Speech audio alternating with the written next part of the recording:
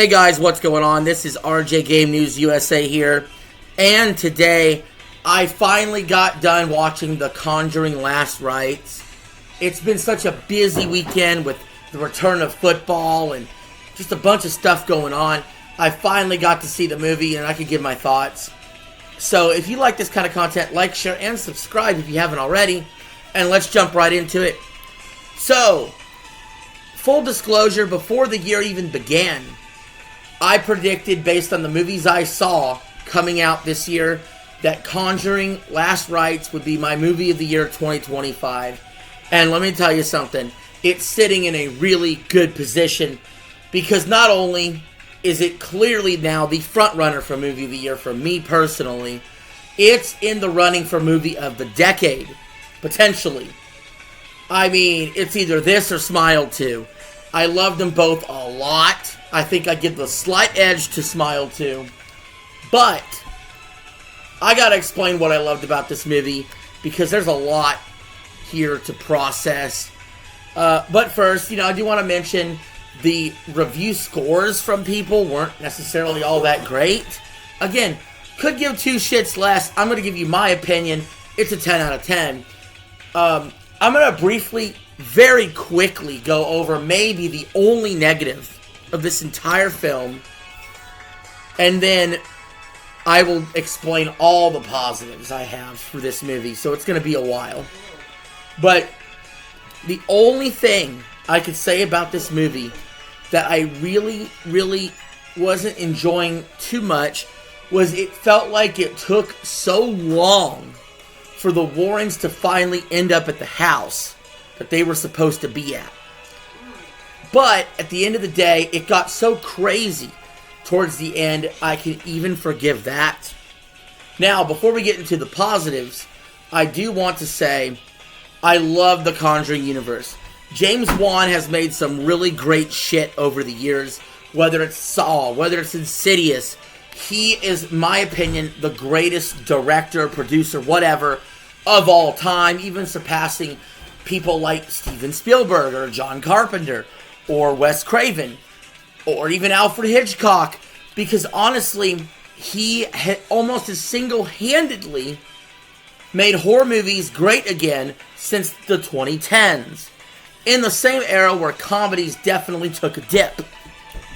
So, for this to be the final Conjuring movie, and I say final loosely because we know they'll come out with more. How did this do? Well, we know this was the last case of Ed and Lorraine Warren, and of course, again, Patrick Wilson and Vera Farmiga, whatever you say her name, absolutely crushed their role. They have it down to a pat how to be this husband and wife sort of exorcism couple. And they do an excellent job at this. And so, hold on, I'm going to take a sip of chocolate milk. Hey. That was mine. So, obviously, we got to talk about the actors first, starting with them.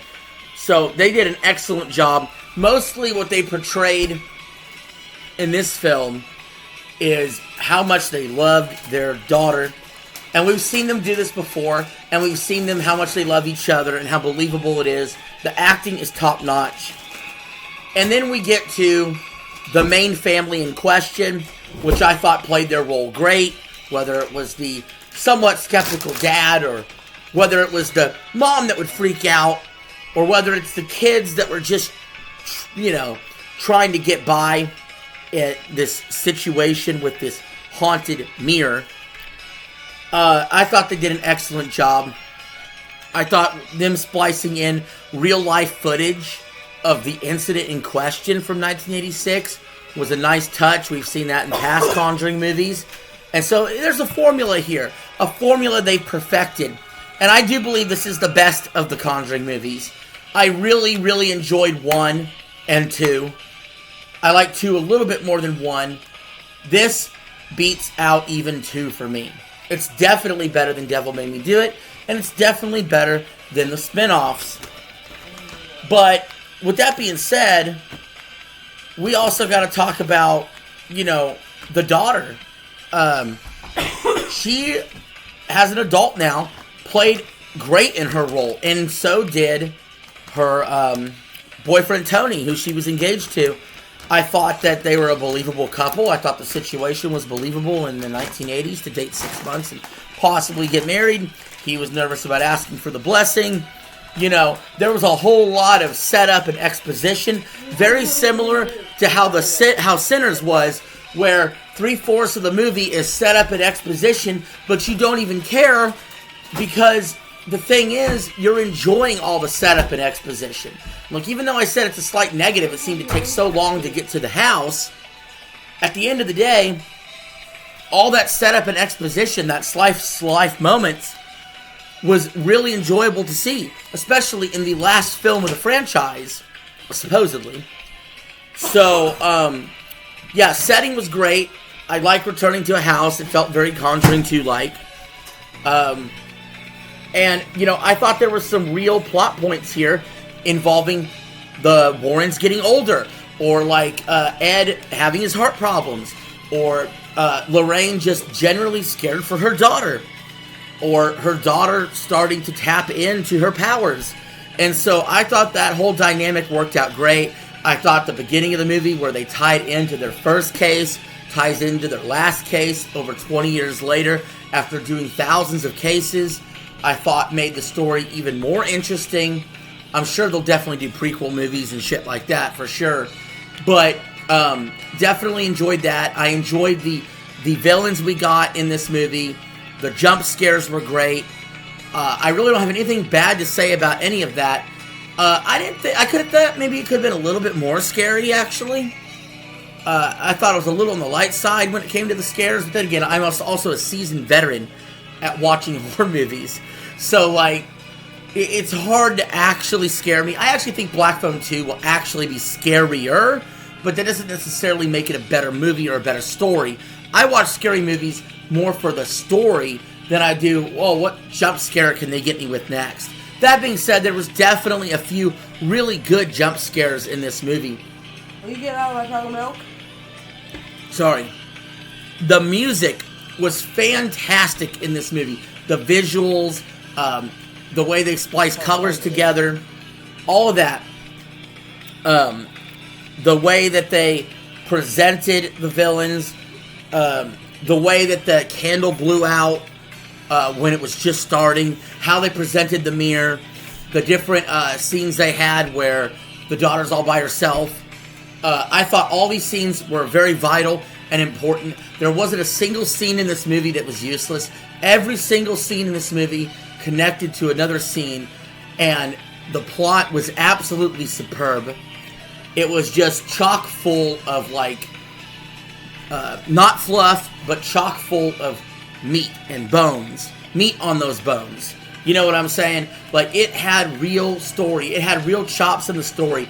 Everything from the preacher having to go to, and these are all spoiler alerts, I've spoiled definitely enough of the movie, but everything from the preacher trying to help the family and then he hangs himself.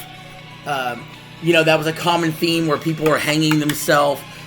You have it tie in to what happened earlier in the movie where when the daughter's born, the umbilical cord's wrapped around her and she's dead for 1 minute and comes back to life. And then now 22 years later, she's possessed and hanging herself. And there's a very dramatic scene where she gets cut down. Then there's another, and then resuscitated. Then there's another super dramatic scene where they're actually physically pushing against the mirror. And it's some of the most wild shit The Conjuring has ever done. And I really, really appreciate all the action involved in this movie. It was definitely the most action-packed, like, towards the end, the most action-packed Conjuring of all time. I can't praise this movie enough. If there's one movie you gotta see all year long, this is the movie. Like, it somehow exceeded my expectations. I am very, very pleased to have seen this movie. And I want to know what you guys think. Have you seen The Conjuring Last Rites? Let me know in the comments below. Appreciate you. I will see you all later.